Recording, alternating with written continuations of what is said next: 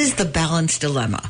We tackle the often uniquely, but not always, female dilemma managing life, work, family, and self. I'm Maura Carlin. And I'm Christie Derrico. At The Balance Dilemma, we speak with women and men to hear their balanced stories. Our guests are entrepreneurs, reinventors, creators, executives, parents, and partners, telling us what we really want to know. How the heck did they manage that? And can you have it all and all at the same time? What if there were a way for women to prevent or get rid of the weight gain that often comes with the end of one's childbearing years? The battle of the bulge that often accompanies perimenopause and menopause seems a war you just can't win with the age-old advice of eat less, move more. And there are, in fact, biological reasons. Our guest today has devoted her time and medical expertise to figuring out those and has come up with a plan to shake off the pounds and the excess fat, plus provide other health benefits. We are talking to Dr. Mary Claire Haver, creator of the Galveston Diet. She's a wife, mom, physician, entrepreneur, best-selling author, and now TikTok star with some 2 million followers on social media, who has devoted her adult life to women's health. Dr. Haver is a board-certified OB-GYN in the Houston, Texas area and has guided women through pregnancy, delivery, and menopause. As she is going to tell us, though, it wasn't until she hit those menopausal years that she realized that old diet advice just didn't work for women.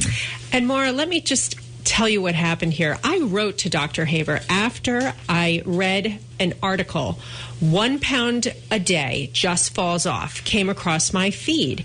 Reading it, I felt like she was spying on me in my kitchen that morning as my husband said, let's go on a diet together, which I lamented, you just don't understand. It's different for women.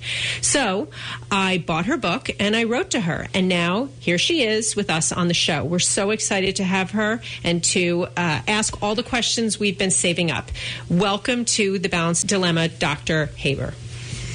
Thank you so much for having me.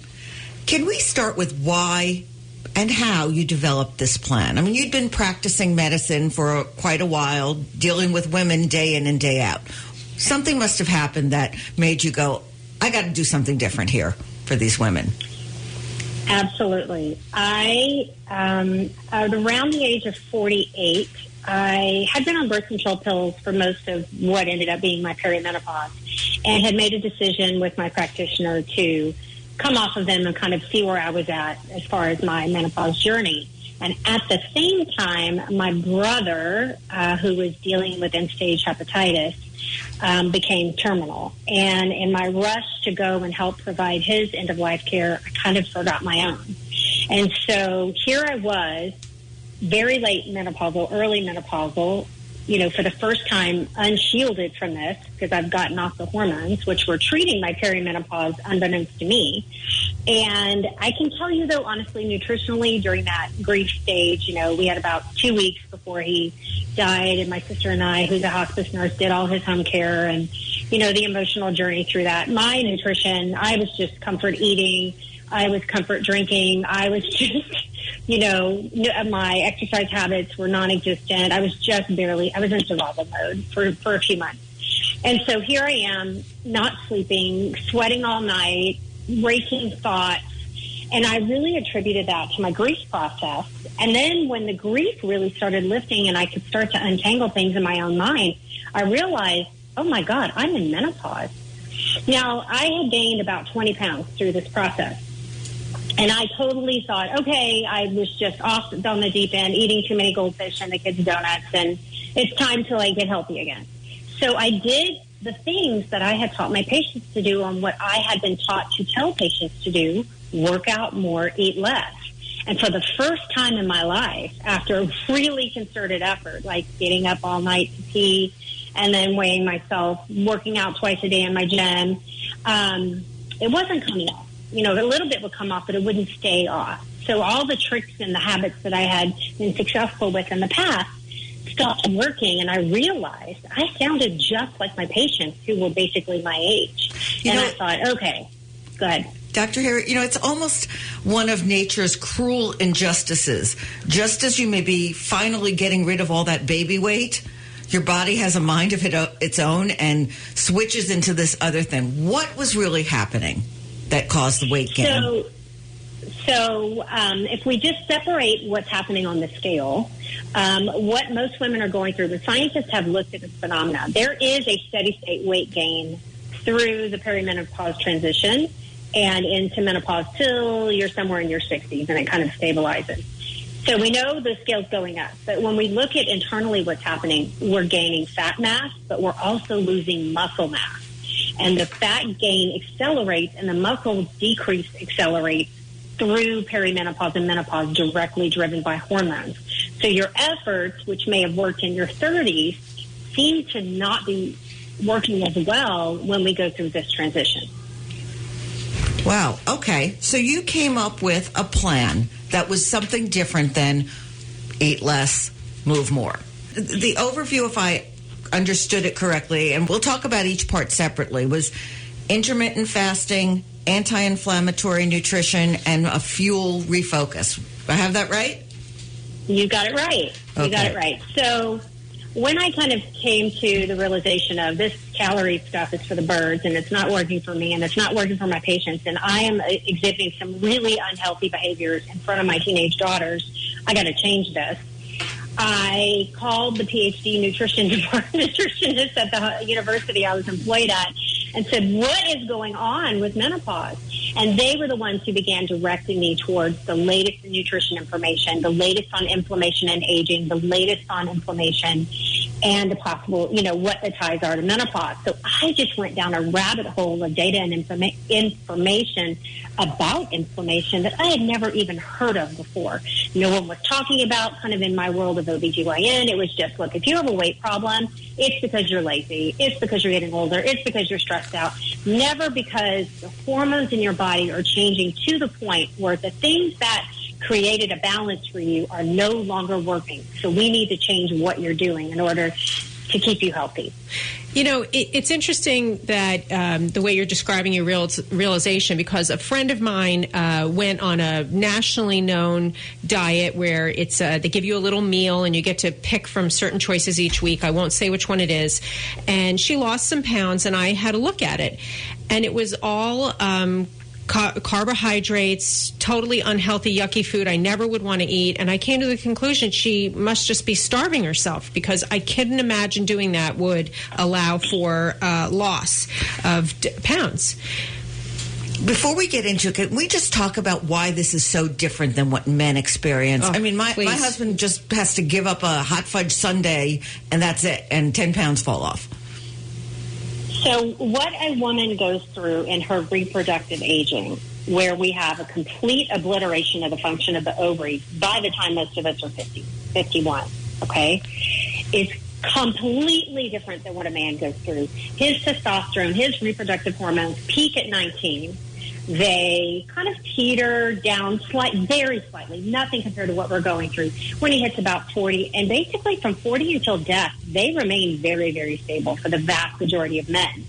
Whereas we go through a hormonal tsunami through perimenopause, where we have dramatic and erratic fluctuations of our hormone levels, of our reproductive hormone levels, which then drop to nothing. We have no further production of estradiol or progesterone from our ovaries after we go through menopause. And then we live the next 30 to 40 years of our life like that. Now, I'm just curious, you mentioned inflammation. Do some of the findings that you've made and your recommendations for diet work for other health conditions that could be affected by inflammatory foods? So I don't have studies we've not done randomized controlled studies on this, but I do have over 100,000 people enrolled in our program. And now I think we're at 80,000 book sales. And the feedback that we're getting is yes, their autoimmune diseases seem to be better. Their arthritis seems to be better. They're sleeping better. Their, joint pain, their hip pain, their frozen shoulder. There is a big nutritional component to a lot of these diseases where if you follow an anti-inflammatory pathway with your meal choices, then most likely you are going to suffer less. Is that what brought you to this culinary medicine program, which is something I've never heard of anyway, and what that taught you? Yes. So I was in contact with these PhD nutritionists and asking, can I get a master's degree? Is there some self-study, some course I can do? Because in medical school and residency, we learn we maybe have 5 minutes, at least in my training, devoted to anything nutritional. Good nutrition was like porn. You know what, Dr. Haver, we're going to take a break, come back, and you're listening to The Balanced Dilemma. We're speaking with Dr. Mary Claire Haver about the Galveston Diet. And before we took our break, you were explaining your training at the culinary medicine program at Tulane University. Please share with us how that affected your Galveston Diet plan. So the culinary medicine program was designed for physicians, physician assistants, nurse practitioners, pharmacists who wanted to get a better understanding of nutrition and how it relates to the human body and to medicine. And it was the best way that I could round out my education, or at least fill in these huge gaps that were missing. And it was about 18 months for me to complete the training, the course, and I had to fly out. I did mostly online, but I had to fly out to New Orleans and San Antonio to do the lab, and then pass an exam so I could become certified. And it really has affected the way I care for patients, how I think about nutrition, and made me realize what an importance nutrition is to our health overall. So let's start with intermittent fasting, which is part 1 of the program. What is it, and what form of it do you recommend? So intermittent fasting is simply timed eating, just setting a window of time in which you are going to enjoy your meals, and then having a window of time of which you're choosing not to eat. I really loved the research that had been done by Dr. Mark Matson, who was with the National Institutes of Health. I believe he's retired now. And he had done some groundbreaking research on neuroinflammation, brain inflammation, and the treatment of Alzheimer's and dementia utilizing nutrition. And he had made some really interesting findings on how the neuroinflammatory markers, which then, the inflammation in the brain that leads to Alzheimer's and dementia, was decreased by nutritional changes, and they found that these markers were throughout the body as well, and systemic inflammation. And by simply just choosing a window of time at which you let your body reset through the fasting process. Most of the studies that he did were done in a 16-8, meaning 16 hours of fasting, incorporating usually a time when you sleep, and then 8 hours of eating. And so that is what I recommend to our students and followers in the program. Now, does that work for everyone? No. If it triggers an eating disorder, it's not for you. Some of my followers choose to do 14 hours of fasting, 12 hours of fasting. You really have to pick a window of time that's going to work for you and your schedule, and that you can do consistently. Now, how did you make the connection between intermittent fasting and the connection with the Galveston Diet and women's health? Sure. What I realized in my initial reading was what was happening in our bodies was increasing chronic inflammation due to loss of hormones and due to aging together. And it was like a 1-2 whammy that we were suffering from. And these high levels of chronic inflammation were driving our hormones that determine where and how we store fat into places, into levels that were making us more unhealthy and driving fat into the viscera, into the abdomen, away from the subcutaneous tissue. And so in order, and I thought, okay, well, if that's happening, well, what can we do to unhappen it? I can't change the fact that I'm aging, but I can't change the fact that I'm menopausal. What strategies can I do to decrease inflammation and therefore stop some of this fat deposition? And intermittent fasting seemed to be something that was reasonable. There was a lot of safety data out there, and it worked. Interesting. But how much of it is just because you're cutting out that nighttime snacking that does tend to put on weight? You cut out the midnight snack. That's true. It's hard to say. So they've done studies where they did isocalometric diets. I'm sorry, what's an isocalometric diet? That's a great question. Meaning the same calories. So they had 2 groups of people who were similarly matched for age, race, weight, and they put them on the same calorie diet. And all they had was group 1 eat within a certain window and group 2 eat whenever they wanted. They just could pre-feed is what it's called. They just ate whenever they felt like it, but they all had the same exact meals. And the people who were in the 16-8 fasting group had lower inflammation levels and lower belly fat or lower visceral fat deposition. And they both lost weight, but the type of weight that group A lost was healthier, and they had less of a loss of muscle mass. So you're talking about, let's say, you're fasting from 8 p.m. to noon. So much for breakfast being the most important meal of the day. Am I hearing that correctly? So that adage was created by Kellogg's, I believe. There you go. What about, and because many people really don't care about having the breakfast, but they do care about having their morning coffee. So some of the best advice I got was, before you jump into this fasting thing, you need to look at what you put in your coffee and why you put it there, and look for ways to enjoy your coffee black. Because I'm a fasting purist, and the studies were done with no calories during a fast.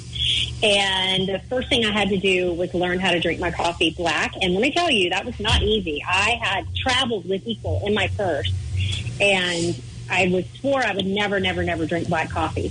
So first thing I had to learn how to do was drink a good quality coffee, add a little bit of cinnamon and salt to the coffee grinds to cut the bitterness. And then after about 2 weeks, I was fine with it, and I've never looked back. Yes, I am a convert as well. But this brings us to the word inflammatory. And let's jump in and talk about the nutrition. And one thing that we've talked about here are fats, sugars, dairy, processed food. Tell us about what your recommendations are and how it works with your program. So the majority, foods that we know that actually fight inflammation are usually found in nature and have things inside of them, part of their makeup are things called anthocyanins or, phytochemicals, naturally occurring chemical compounds that are powerful antioxidants or anti-inflammatory compounds. So filling your diet with those things. Leafy greens, fruits, vegetables, seeds, nuts. And then there's things that are kind of inflammation neutral if enjoyed in moderation, like lean meat. So now, certainly if you're eating a really fatty cut of something which has high levels of saturated fat, those can kind of tip over into the inflammatory world. And there are things that are inflammatory for most human beings. A lot of the artificial colors and flavors, if eaten in high amounts, nitrates are bad on the gut microbiome and can lead to increasing levels of inflammation. Now, interesting, your diet really recommends getting more protein. And fat. Yes. Which is what surprised me the most. Good fat, yes. Yeah, healthy Can you fat. explain why? Because I think initially in the program, it's a more fat than anything else. So a low-fat diet, as in my generation, so I'm 54, I'll be 55 soon, was brought up. Low-fat was the way to go. I remember in college trying to eat no fat during a day because I thought it would make me thin, which was the goal back then. And that has really made so many of it. And what happened when companies were coming out with low-fat products, they were filling them with a lot of additives, with sugars, with things, And so it turns out that there are a lot of things rich in fat that are very healthy for us. Nuts, seeds, avocado, that are wonderful for us. So when we look at macronutrients, the third part of the program. And because I love fat, I am going to give us this time break, and we will be right back to discuss good fat. You're listening to The Balanced Dilemma. We're talking with Dr. Mary Claire Haver about the Galveston Diet. Now, before we took our break, we were talking about fats and the trend that the three of us live through of being zero fat or low fat and what that really means. And if I understood correctly, the low fat really means a lot of sugar. And the way that it's commercially processed, yes, low fat tends to be very high in simple sugars. So skim milk is a no and cream is a yes? If you can tolerate dairy. Well, we're going to come back to dairy in a minute. We'll stick with the fats. Good fats versus bad fats. Like I assume you're not telling us to all eat bacon. So my daughter is a nutrition science major, about to start medical school, and she says, "Mama, food does not have morality. Stop calling food bad." Fair enough. So we have fats that can be pro-inflammatory when not eaten in moderation, and we have fats that tend to be anti-inflammatory. And the ones that are anti-inflammatory are the ones that are unsaturated. So that is going to be your avocado, your flax, your chia, your nuts, your seeds. Those are the healthiest fats that you can eat, because not only do they come with fat, which slows the absorption of sugars, right, which keeps you full longer, which has magnificent benefits for your heart health, especially omega-3s. Then when we sprinkle in my house, we sprinkle in some saturated fat as well in moderation. I like bacon. We try to find ones that are non-nitrate free, and so you got to eat them quickly because they don't last as long on the shelf. But it's not a main staple of our diet. We were talking about trends and living through the low-fat craze, but really what I'm reading in some of these new diet recommendations there's a lot of overlap. We have the Carb Lovers diet, which actually talks about specific types of carbohydrates. Then we have paleo. Then we have this new glucose revolution and even slow carb.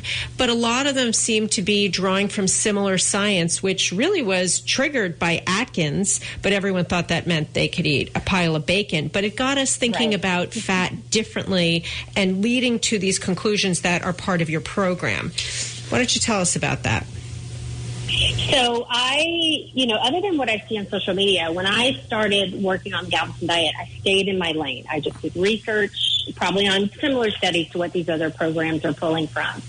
But what I think what sets us apart is that we're not so much focused on the number on the scale. We're focused on you being the healthiest version of yourself, utilizing nutrition and lifestyle, especially through perimenopause and menopause and the unique changes that we are going through. That's an interesting approach. But I'd like to stick with fat for a moment, and we're going to come back to that, because there were some things that surprised me. An avocado a day now keeps the doctor away? Is that? Most of us have been told avocado's great in moderation. So there is nothing unhealthy about an avocado. It is one of the healthiest. There's nothing in there that is inflammatory unless you have some specific allergy to something in an avocado. It is packed with fiber. It's one of the most fiber-rich foods on the planet, and our diet should be filled with at least 25 grams of fiber per day as women. It also has a tremendous amount of healthy fat. It keeps you full longer. I think that they're delicious. Thank God I love them. And for me to meet my fiber and fat goals, an avocado is just an easy way for me to do it. And we can hope that the price goes down. Yes, it's definitely a market indicator. But I'm trying to plant a tree in my backyard. Yeah, I haven't gotten any fruit off mine, but we're in the Northeast, so I don't think that's going to happen. But, Doctor, I do want to bring up a point that I learned from you, and that's about net carbs and reading labels. And you recommend in your program that, yes, you take notice of carbs, but you get to net carbs, and that's by taking out the fiber in products. And I hadn't thought of it that way. Yes. So in our program, when we're having people kind of begin to track to see what their patterns of eating are, when we look at carbohydrates, carbohydrates as a group has gotten a bad name through the keto movement. But, a carb is not a carb. You have to look at things really at face value. Say that again. Please say that again. A carb is not just a carb? Or a carb is not a carb is a carb? Not all carbs are created equal. That's probably a better way to say it.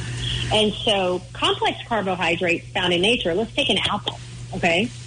An apple is packed with fiber, packed with vitamins, minerals, pectin, lots of things that keep us healthy. Yes, it has, I don't remember how much sugar is in it. It has fructose, which is a naturally occurring fruit sugar.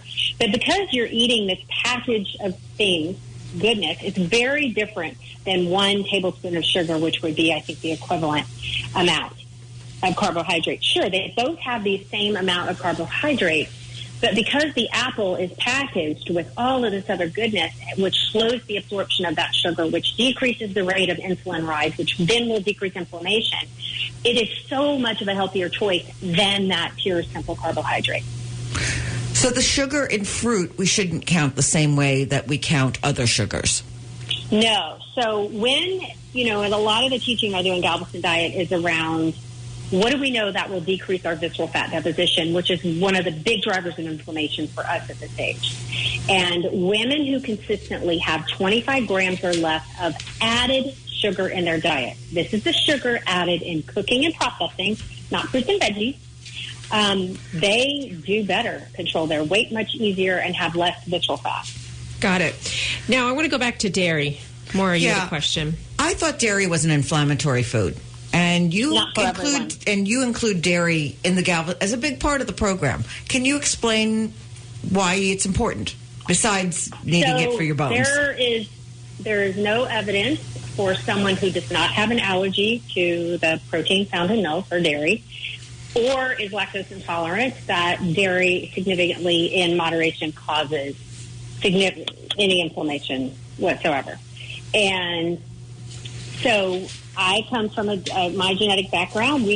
I can enjoy dairy. Most people can enjoy dairy. About 25% of people have some kind of a lactose intolerance, and you can pick lactose-free dairy if that sits well with you. Does that mean I get to eat the whole round of cheese? Because I happen to love brie. But I want to go back. Brie is not on her list of cheeses that are okay, and I looked. I enjoy a good brie. That is my cheese. But I want to go back to something that you touched upon, and that's accepting ourselves, getting away from the scale, and what the barometers or the points of success that you base your patient's success on, instead of the traditional means that we look at ourselves, what we see in the mirror, and what is on that stupid scale. Yes. So it's what we call non-scale benefits, and a lot of other programs and in my world on social media, we talk about this quite a bit. And we're looking at blood pressure. We're looking at sleep habits. We're looking at hot flashes for those of us in menopause. We're looking at the waist-hip ratio. And if your listeners take nothing else away, the way most people traditionally lose weight is through severe caloric restriction. You will lose weight. Okay, no one is denying that. But do you realize that half of what you're losing is muscle mass? Right. So we never, ever want to suffer the loss of muscle in order to get to a number on the scale, because that's what controls our basal metabolic rate, our insulin resistance. It just makes us unhealthier. Yes. And so our program focuses on enough protein so that we can, and you must do the work. You must do some kind of resistance training, or your body will start shedding muscle as part of the aging process. And how many times a week do you recommend exercising? At least 5 days of some kind of exercise. And I don't have a training background. So, I don't feel qualified to speak to that. But here's what I do know. You need to move your body. You need to figure out a way to move your body in a way that brings you joy. You need to lift things that are heavy, okay, over and over again, and you need to exercise your heart. All of this. So we move not to be thin. We move to make our bones and muscles strong, our hearts and minds strong. I like it. And you also recommend some supplements, more delicious oil in our diets. Tell us about the supplements you like. So most of my patients, and so I have a menopause clinic where I strictly see women in some phase of their menopause. And about 90% of my patients are deficient in vitamin D. So I do recommend routine supplementation with vitamin D, especially if you have a low level. For some of my patients, if they're severely deficient, just a daily supplement is not enough. We need to give them prescription strength. And borage oil, I read as well. And when we come back, we're going to talk about medicine and a whole lot else about being an entrepreneur. You're listening to The Balanced Dilemma. We're speaking with Dr. Mary Claire Haver, author and formulator of the Galveston Diet. But first, Christie, before we go back to Dr. Haver, why don't you tell listeners where they can find us? They can find us at thebalancedilemma.com, where you can listen to old episodes and sign up for our newsletter, find show announcements, show notes, resources, and further reading, which we love to do. Follow us on social media at The Balanced Dilemma Podcast on Facebook, Instagram, and LinkedIn. Podcast episodes are also available for listening when you take your exercising walks on Apple iTunes, Google, and Spotify. Please rate us and share us with your friends. And Dr. Haver, why don't you tell our listeners where they can find out about you and your program? You can find us on Instagram and TikTok at Dr. Mary Claire, DrMaryClaire, and online at thegalvestondiet.com. Okay, so we took a break and we were talking about good fats and things like that. And I'd like to bring us in with what caused you to shift from being a traditional OB-GYN to focusing solely on menopause care. Tell our listeners about that. So I was the traditional generalist working at a large academic institution. I also was a program director, so I was in charge of training our residents, and we had 7 per year. And I loved it in so many ways, but over the years there was an increasing administrative burden. The hospital kept hiring more and more administrators. I, went from almost a direct path for me to the president to like 25 people with accounting degrees between me and my boss. And that was becoming increasingly uncomfortable. The metrics by which they were measuring success were not, are my patients happy? Are they well cared for? It was, how much money am I generating? And that kind of thing is important. But I was increasingly dissatisfied with my position and really wanting to focus more on menopause care. And it just didn't pay in the traditional insurance model. Now, and so, go ahead. Menopause has sort of been a taboo subject until relatively recently, when there are people, social media influencers like yourself or Stacey London, who are really talking about it. There are more articles about it. The New York Times talking about how women were misled about hormone replacement therapy, about how menopause has a cost in the workforce to women and to businesses. Were you seeing more of it being discussed publicly than had been in your earlier years of practice? Oh, absolutely. It was, when I even look at the articles that are put in front of us by the American Board of Obstetrics and Gynecology, in order to maintain our board certification, we have to read a certain amount of articles and pass some quizzes, right? And there was never anything on menopause. Nothing. Not since 2002 and the Women's Health Initiative came out. It was just forgotten. There's nothing we can do. She'll die of cancer. And then I have been screaming about this on social media since about 2018.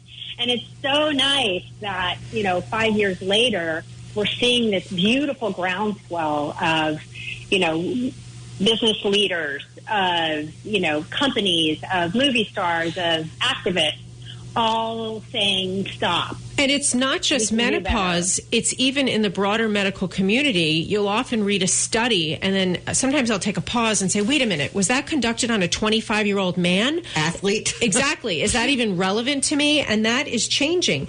But I'm curious, did you see yourself as an entrepreneur? I mean, really, this is a whole business you've created. So you were not an entrepreneur. You didn't have anyone in your family who had a business. How did you get going with this as a business formula? So I was employed my entire career as an OB-GYN. And I would show up, here's your coat, here's your computer, here's your nurse, open the door and get going. And when I decided to open a menopause clinic, I had no idea what to do. So I called some friends of mine who were in concierge medicine. I didn't want that model, but I did not want to be beholden to insurance companies to dictate what I could do and couldn't do in the time I could spend with a patient. And so I got some information from them. I talked to a bunch of my friends online, in the community. I took my girlfriends out to dinner and were like, what would you want to see? I asked 1 million people of my followers, send me notes on what would be your ideal menopause experience in a clinic. And I just took all that information, and ran with it and had no idea if we were going to be successful. And it's been extraordinarily successful. So, one thing we didn't get into is, as mothers and caregivers, cooking dinner is such a problem, which is probably why many women get into eating things that they shouldn't. But you mentioned your daughters earlier. Tell us about how this has been a role model for them in a business formula as well as a health arena. So my oldest daughter is 22. She's graduating from Louisiana State University with her bachelor's in nutrition science. She took the MCAT, did very well, and will be starting medical school in July back in Texas here. So I like to joke that I only fed her and paid for everything, and she's just a very intense young woman and has set her own path. She might get offended if I take any credit for, because it's all hard work and it's all her. My youngest is 19, and she's also at Louisiana State University, and she's taking the marketing and PR path. And she's been working with me kind of behind the scenes, and she's watched me grow my social media presence, watched me start a business, watched me fail on multiple, adventures that just didn't work out, but watched me pivot and keep trying until we found a formula that would work. So I have a couple questions. How long did this pivot take? I think I've been working on this. Okay, so I left the traditional OB-GYN world in 2018 and became a hospitalist, which is, I was like an emergency doc for OB-GYN. And so you were doing that in the pandemic? I did. So I did that starting in 2018 through the entire pandemic, which was great in that I felt I was doing something worthwhile. I was where I was needed. I was using my skills at the top level. But once things kind of calmed down, I felt like I could leave and not leave the hospital in a lurch and focus on the menopause clinic I wanted to open. And did that take like 2 years for you to get the book done, get the clinic going? What was the span? Yeah, so I began, the online version of the Galveston Diet was going very, very well when Random House approached me to write the book. So, on off time from the hospital, we were carving out chapters of the book and getting that ready to go. At the same time, we were launching our supplement business. We were always kind of having irons in the fire and testing different things to see what would work. And then the clinic, is not the main source of income for everything we have going, but it is what brings me the most joy, is that getting back to patient contact. And your information that is the, foundation of what you're putting out there. But I'm thinking your daughters are launched. They're in years that they're taking care of themselves. Do you think you would have been able to do all this at a different time in your career, or was it something that you really needed the space? I needed the space, and I was unique. I felt like I was at the right place. One, my husband carried the medical insurance, and that's huge for anybody. That I could walk away from the security of that paid position because our house was paid off, the kids' college funds were funded. I was in a position where it's now or never. And that was what Christie calls periodizing your life. I want to talk about this term that I've heard recently called body grief, that some people have a difficult time adjusting to weight gain, that it causes mental anguish, mental health problems. Is that part of what women experience? And if so, how can we let go of that? I mean, so much of what we value in ourselves is our appearance, and so much of what the world values in us. So I have managed to raise 2 young women who think about their bodies so much differently than I did. They say, Mom, don't get up in the morning and get on the scale first thing. Mom, don't look in the mirror and do a body check. Mom, and these are things I was programmed to do. The course of my day, how I felt about myself was deeply ingrained in how I felt about my body. And so I feel like all of us have to do some deprogramming here and be joyful for the bodies that we have. This body, I've lost 3 brothers to chronic illness and cancer. And I have to get up and be grateful for this body that is carrying me around to keep it strong and healthy and not conform to someone's random standard of beauty. How did you impart that to your daughters? I don't know, because I had some pretty almond mom tendencies when they were young, and we laugh about it now. They say I'm a reformed almond mom. Why don't you tell everyone what an almond mom is? I know what an almond mom is. So the almond mom began when one of the Real Housewives of Beverly Hills, Hadid sisters, the Hadid sisters, was calling her mom that she was dizzy and lightheaded and not feeling well, and it was obvious that she hadn't eaten that day and was probably starving. And her mom told her to eat 3 or 4 almonds and chew them well, swallow dear. them, and she'd be okay. Instead of like, eat a freaking cheeseburger, honey. And it's more of these moms who were so health conscious, so over the top, and their children never got to learn how to enjoy food. I might call them normal. weight and image conscious rather than health conscious. And I've always wondered if all of us talk about the almond situation. Does she think that that's as bad as we do? But I want to ask you a question that we ask most of our guests. And you've raised a family, you have a business and a career. Can you have it all and all at the same time? No. You can have what matters most. I like that answer. And talk to us about new projects that are on the horizon. What are you working on? Yay! Okay, so I'm in the middle of writing a new book. So the first book was more a wellness and lifestyle approach to menopause. This next book is really menopause and medicine and symptom-driven, and just a book that you would hand to your husband, a book that you would hand to a loved one, a book that you would hand to a younger person whose menopause is on the horizon, so that they are prepared for this. And we will look forward to reading that book. Thank you so much for joining us, Dr. Mary Claire Haver. It's the Galveston Diet. I'm Maura Carlin. And I'm Christie Derrico. Thank you for being our guest, and I hope you will come back.